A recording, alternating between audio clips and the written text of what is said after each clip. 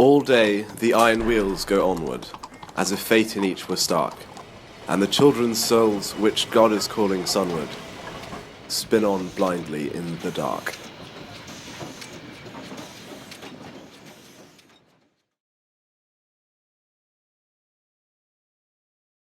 Youth clubs form an intricate patchwork that make up the bedrock of modern Britain.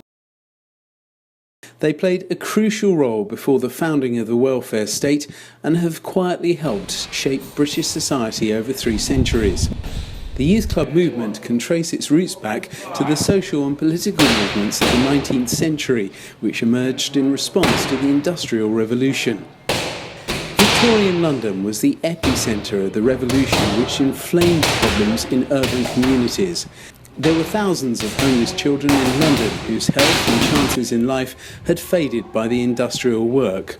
Residential homes and clubs emerged to help young people thrive. The public school and university missions expanded on the ragged school system and were part of a wider movement to tackle poverty and inequality. In 1866, the St Andrew's Home and Club for Working Boys was founded by a religious brotherhood supported by a group of Victorian philanthropists in Market Street, Soho. It's now the oldest youth club in the world. It provided young working people with the opportunity to improve their lives in the trying circumstances of 19th century London. As St Andrew's Club enters its 150th year, its history reflects both the origins of the youth club movement and its often unseen contribution to wider society. Many of the early boys' clubs were started by either the universities or public schools in an effort to help impoverished communities. Most of the clubs were concentrated in those areas of London where there were huge concentrations of people in Bethnal Green, Whitechapel, Stepney, Hackney Wick, Bermondsey in the south of the river, West Ham further out in the east. These were all the main centres of boys' clubs in those days. It was innovative, the idea of having a club for young people.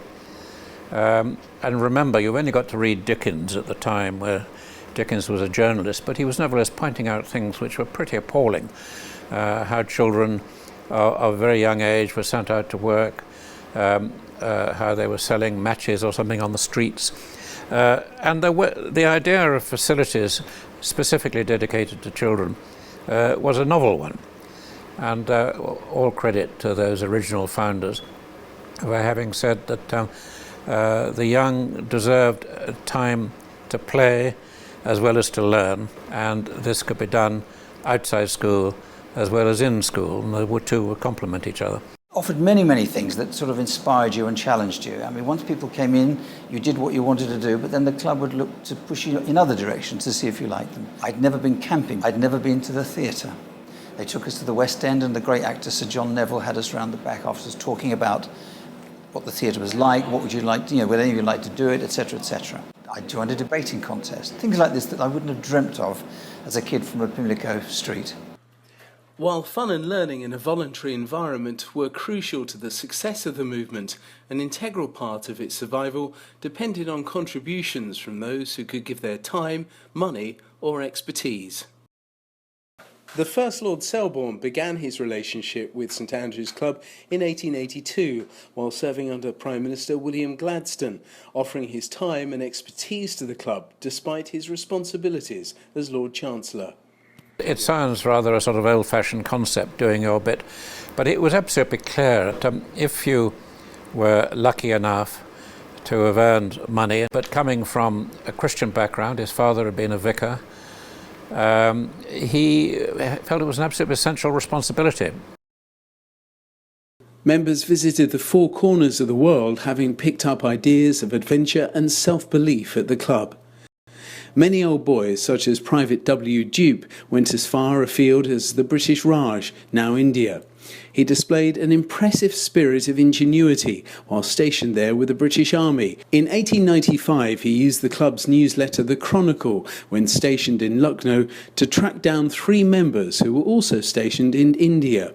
Another member, Arthur Schultz, is recorded bursting through the club door in 1884, having returned from what was Anglo-Egyptian Sudan, proudly declaring another medal for the home. This was recorded in the Chronicle, which is one of the earliest examples of an in-house club magazine. This led to the advent of age-related boys' publications such as the Beano and Dandy. When walking through the streets of Port Said, George Biddulph, the founder of the club and a prominent Victorian banker, encountered a Mr. J. Tinsley, once a young member at St Andrews, who was stationed there with the Royal Marine Artillery. Another member went on to work at the Royal Mint. As society transformed after the two world wars, women became more and more prominent in boys' clubs, and we saw the advent of what was to become Britain's modern youth services. Federation of Boys Clubs, it was the biggest night of the year. At Wapping, the Duke of Edinburgh popped in to explain the 5-year plan to open 20 more clubs in the London area. The Education Act of 1944 said all local councils must provide for young people, and following the Albemarle report, £28 million was spent between 1960 and 1968 on 3,000 building projects, and the modern youth club was born. Women were permitted to join St Andrews Club on its 100th anniversary in 1966. This state involvement waned in the 30 years following the 60s, and by the 1990s the youth sector faced greater cutbacks. However, with these challenges, a new, innovative and adaptive approach developed among the youth movement's workers and participants, which ensured its survival. What is needed above all is a lot of enthusiastic helpers. You can't run football teams, you can't run other activities without qualified helpers. Goodness, we've been lucky with the staff we've had, the supporters, the trustees, the volunteers. One of their jobs is raising money, but first is people, second is money. Well, I think because of the ethos of this place, the building and the staff that work here, everyone is really a team. It is a place that they can just leave all their worries that are going on out in the world and come in here and just be themselves. And I think that's very important for a young person, to be themselves. As a young person, I always went to the local youth club, and we had a few local youth clubs I used to go to throughout different periods of my life. So I understand the difference they can make to young people and how important they are to have somewhere to go that's social and relaxed but also safe. And I wanted to do football coaching. They arranged me to do an FA Level 1 course, which I now possess and now have. And they set me up with my own team, and I think they've helped shape me with is that sort of level of responsibility and trust. Because I'm going to university now. I'm doing law. I'd like to be a corporate lawyer, but at the moment, as I said, I'm just studying. It's a lot of work, it's a lot of reading and a lot of hours. These changes led youth clubs like St Andrews to seek funds from the private sector and drove innovation in the youth movement. But in the 21st century, youth provision, while still an essential service, faces an uncertain future. The promise of social enrichment and community cohesion is more important now than ever. But if we're to continue this great British tradition, all Britons may want to think of how we can continue the legacy into the 21st century. I think there's an army of people that are still out there willing to put themselves out, volunteer to help the club achieve what it needs to achieve with its young people. So they're a great resource, and they're as valuable to the club as the people who put the money in.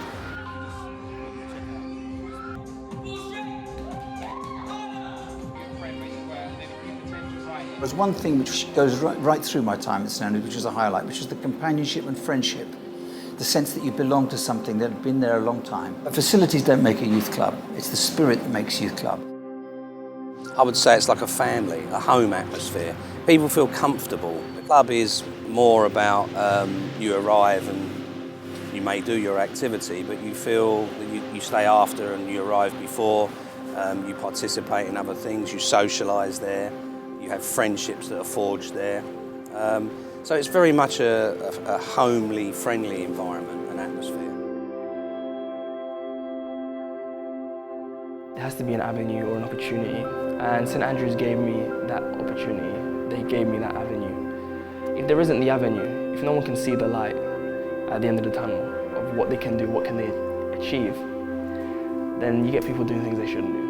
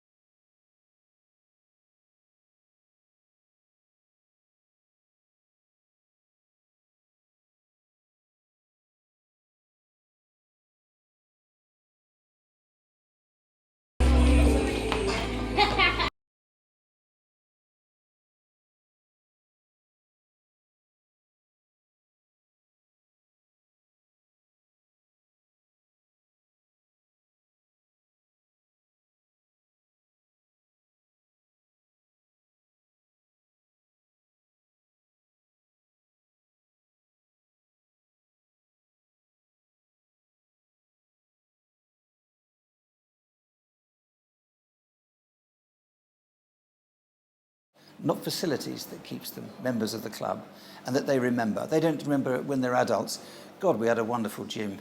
God, we had this. God, we had a terrific minibus. They remember who they met there. But facilities don't make a youth club. It's the spirit that makes youth club. There's people that helped me and helped me realise a skill that I have and a passion that I have, and to not give up on it, to do something. Because there's a lot of people that I know from where I live, they do nothing. And it's sad.